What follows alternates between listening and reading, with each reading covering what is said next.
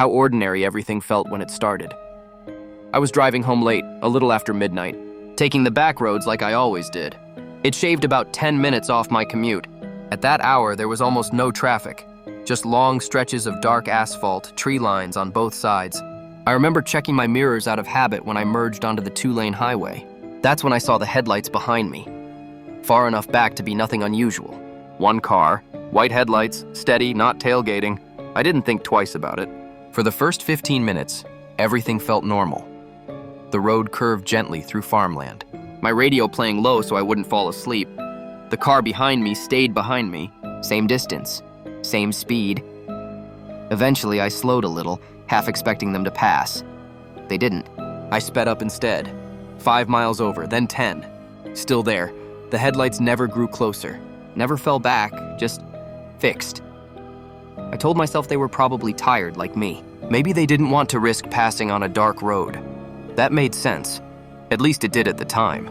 Another 10 minutes passed, then 20. We went through 2 intersections where they could have turned off. They didn't. We passed a small gas station, open, glowing like a lighthouse in the dark. I slowed again, signaling right. The car behind me slowed too. When I turned back onto the highway, instead of pulling in, so did they. That's when the first real wave of unease hit me. Perfectly centered, perfectly still. I tried to calm myself down. You're tired, I thought. You're making patterns out of nothing. But the longer it went on, the harder that was to believe. At one point, I pulled over to the shoulder, just for a second. I wanted to let them pass, and be done with it. I slowed, turned on my hazard lights, and eased toward the gravel. The car behind me slowed too. It didn't pass, it stopped. Right there, in the middle of the road. Headlights still shining directly into my rearview mirror. My heart started pounding. I sat there for a few seconds, frozen, waiting for something, anything to happen. A horn, a door opening, an engine revving. Nothing. But the hum of my tires and the low whine of my engine only made everything feel more exposed. Another stretch of road passed, then another. I started recognizing landmarks I shouldn't have been seeing anymore. The old red barn, the crooked mailbox shaped like a fish. I checked my GPS. According to it, I should have been home 10 minutes ago. The map showed my car icon moving, but the road name kept changing. Roads I didn't recognize, roads that looped back on themselves. I slowed again, panic creeping into my chest. That's when I noticed something else. The headlights behind me didn't reflect off the road like they should have. No spill of light. Onto the pavement. No shimmer on the guardrails. Just 2 perfect white orbs floating in the darkness. I swallowed hard and adjusted my rearview mirror, angling it slightly down. That's when I saw the windshield, or rather, the lack of one. There was no driver, no dashboard, no interior at all. Just darkness behind the glass, deeper than the night around it. I don't remember making the decision to speed up, but suddenly I was pressing the gas pedal to the floor.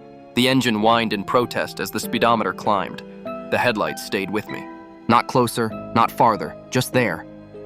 My phone buzzed in the cup holder, an incoming call. No caller ID. I didn't answer it. It rang until it stopped, then buzzed again. Same thing. When I finally glanced down, I saw a voicemail notification pop up immediately after the call ended. My GPS screen went black. The only light now came from my own headlights and the ones behind me. Then, without warning, the headlights flicked off.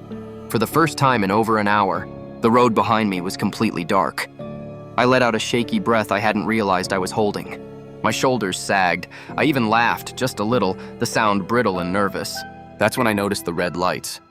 Reflections. In my rearview mirror. 2 of them. Tail lights. In front of me. I slammed the brakes, tires screaming as the car skidded to a stop inches from another vehicle. Blocking the road. It was the same car, I was sure of it. Same shape, same size. Except now I could see the back of it. And I could see the license plate. It was mine. Before I could even process that, the driver's side door of the car ahead creaked open. Something stepped out. It looked like me at first. Same height, same jacket, same slumped, tired posture. Then it raised its head. Its face was wrong.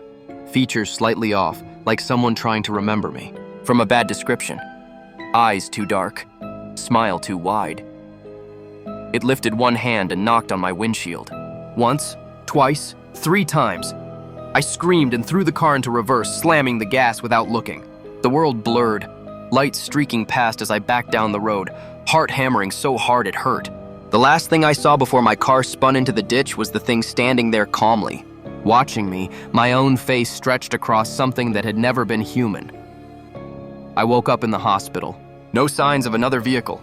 No skid marks besides my own. They told me I was lucky to be alive. I believed them, but here's the part I haven't told anyone. Every night since the accident, at exactly 12:17, my phone gets a voicemail notification. No missed call, just the voicemail. I've never listened to them, because last night when I opened my car door to go inside after work, I saw fresh fingerprints on the windshield, on the outside, right where someone had been knocking.